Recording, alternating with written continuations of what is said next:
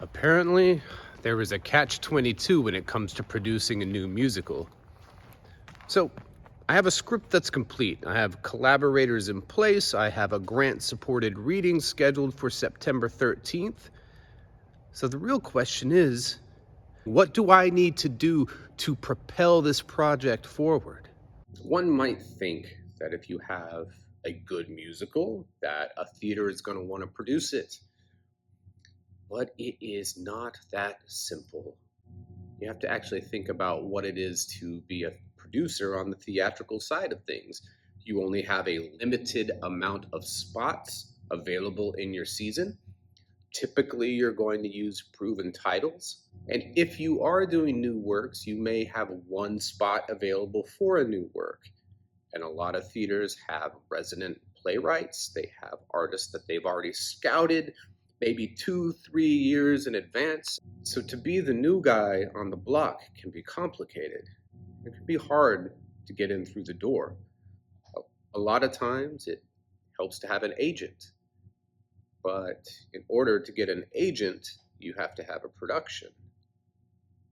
So there's a lot of complicated things that happen. So here I am now, in the next stage. So I have music written by the Longest Johns and by Emma Stevens and Carter Chiasson, but I also need to make sure that I can get it down on paper. At the same time, I'm going to be creating a demo, and I've already got casting calls out. So finding the right performers to play those roles is essential to the success of Red Sky over Halifax. Interesting fact about the Halifax explosion. When the Mont Blanc and the SS Imo collided, it took about 14 minutes for the ship to actually detonate, and that was the Mont Blanc, the one that was full of munitions and explosives and ammunition. So when the two ships collided in the Narrows by Halifax and Dartmouth, the Mont Blanc floated towards the Halifax piers.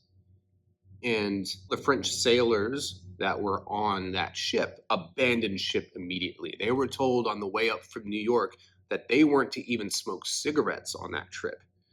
So they abandoned ship immediately and swam ashore and ran through the crowds that had gathered to see what was going on in the Narrows. And as they ran through the crowds, they tried to warn them that this ship was going to explode. The problem was they were speaking French, and these were predominantly English-speaking people that were on the shoreline watching this spectacle unfold in the middle of the Narrows. So unfortunately, their warnings were not heard, and the detonation occurred, and nearly 2,000 people lost their lives. So this was a blast unlike the world had ever seen. The next few months are going to be critical for the development of Red Sky over Halifax. We're going to get the demo ready, we're going to get the workshop underway, and we're going to invite people to come see it. So the question now isn't if the script is written. The question now is Red Sky over Halifax ready to take the next step in its journey to becoming a full production?